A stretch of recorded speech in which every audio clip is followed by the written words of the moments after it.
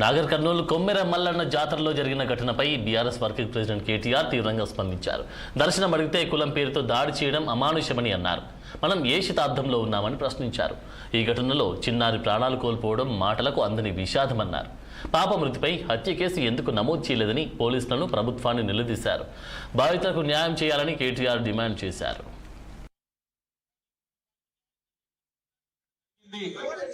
మాటలకు అందని మహావిషాదం.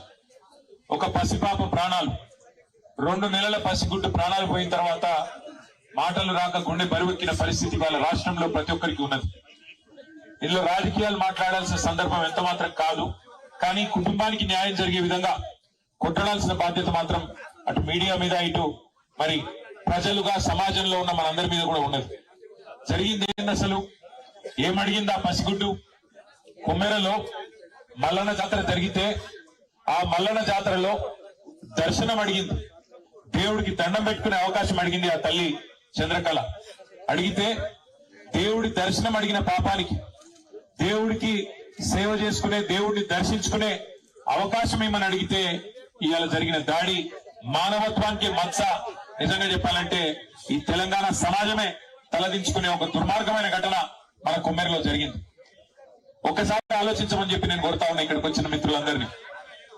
మనం నిజంగా ఏ టైంలో ఉన్నాము, ఏ శతాబ్దంలో ఉన్నాము, జరుగుతున్న ఈ పరిస్థితి ఏంది ఒకసారి ఆలోచన చేయాలి. ఇంకా ఈ టైంలో 21వ శతాబ్దంలో కులాలు మతాల పేరిట చిన్నగా చూడడం, అవమానించడం, ఇవాళ ఇంకా కూడా అధికారాన్ని అండగా పెట్టుకొని హత్య రాజకీయాల్ని, హత్య చేసిన హంతకులని కాపాడే ప్రయత్నం జరగడం నిజంగా సిగ్గుచేటు. ఇందులో నేను ఈ ఒక్కరినో ఆ ఒక్కరినో నిందిస్తలేదు. ఇందులో హంతకులకు అండగా నిలబడ్డ ప్రతి ఒక్కడు, వాడు ఎవడైనా గాని, వాడి దోషి రాష్ట్ర ముఖ్యమంత్రి అయినా, స్థానిక ఎమ్మెల్యే అయినా, స్థానిక ఎంపీ అయినా, ఎవరైనా కూడా ఈ తప్పు, ఆ పసిగుడ్డు ప్రాణాలు తీసిన హంతకులకు అండగా నిలబడ్డ వారు ఎవరైనా సరే వారిది ఖచ్చితంగా తప్పే.